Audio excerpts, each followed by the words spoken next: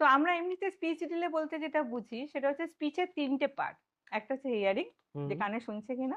কানে যদি কেউ নাই শোনে তার তো স্পিচটা হবে না। হুম তারপরে ব্রেনটা হুম অ্যানালিসিস করছে কিনা, ইনস্ট্রাকশনটা ফলো করবো কি করে, ব্রেনটাকে অ্যানালিসিস করতে হবে। 3 নম্বর হচ্ছে স্পিচ, যেখানে আমি বলবো। হুম। তো দের ইজ 3 পার্ট। তো যেটা হচ্ছে কিনা আমার কাছে 2 বছরের একটা বাচ্চা আসে যে আমার এখনো তো কথা বলছে না। হ্যাঁ, কথা বলারও বিভিন্ন স্টেপ আছে। একটা বাচ্চা বাবলিং শুরু করছে, আ আ করে আওয়াজটা শুরু করছে মোটামুটি 4-5 মাসে। 6 মাসে বাইসিলেবেলিক, মানে দাদা দাদা দাদা দাদা 6 থেকে 7 মাসে। তারপরে 9 মাসে গিয়ে দাদা বাবা, এইটা। 10 মাসে গিয়ে টাটা, হাততালি দেওয়া, টাটা। 1 বছরে গিয়ে আরো দুটো একটা ওয়ার্ড হলো।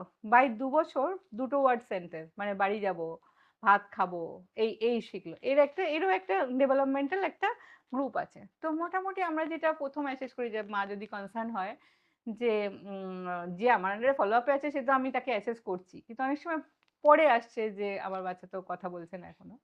তাকে ফার্স্ট থিং ভাবতে হয়, 2 বছরও ক্রস করে গেছে, হিয়ারিংটা ঠিক আছে কি। আমরা এখন জন্মের সময় হিয়ারিং টেস্ট করে ফেলি, যে বিফোর ডিসচার্জ ওয়ার্ড থেকে নর্মাল বাচ্চাদেরও, এনআইসিইউতে তো করি।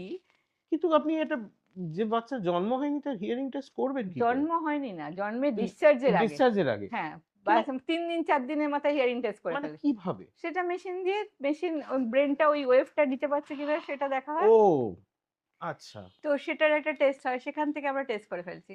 এবার প্রথম আমি অ্যাসেস করলাম যে ও শুনতে পাচ্ছে তো, এবার শুনে ফেললো। তারপরে এরপর হচ্ছে ইনস্ট্রাকশন ফলো করছে তো। তার মানে আমি যদি বললাম এই মোবাইলটা বা ওই জলের বোতলটা টেবিল থেকে নিয়ে আসো, সেই ইনস্ট্রাকশনটা বাই 18 to 19 মান্থে ফলো করার কথা, সিঙ্গেল ইনস্ট্রাকশন। এবার ডবল ইনস্ট্রাকশন, জলের বোতলটা মোবাইল টেবিল থেকে নিয়ে বাবাকে দিয়ে আসো। সেই এখানে স্টেপ বাই স্টেপ আমি অ্যাসেস করছি যে ওর ইনস্ট্রাকশন ফলো করছে, মানে ওর ব্রেনে অ্যানালিসিসটা করছে।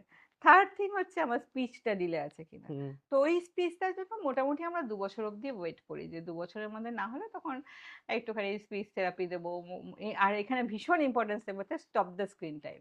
স্ক্রিন টাইম যত দেবে, মোবাইল যত দেবে, তত তো স্পিচ ডিলে হবে। ডেভেলপমেন্টাল ডিলে হবে। স্পিচ ডিলে হবে। That's a very, very important thing you said.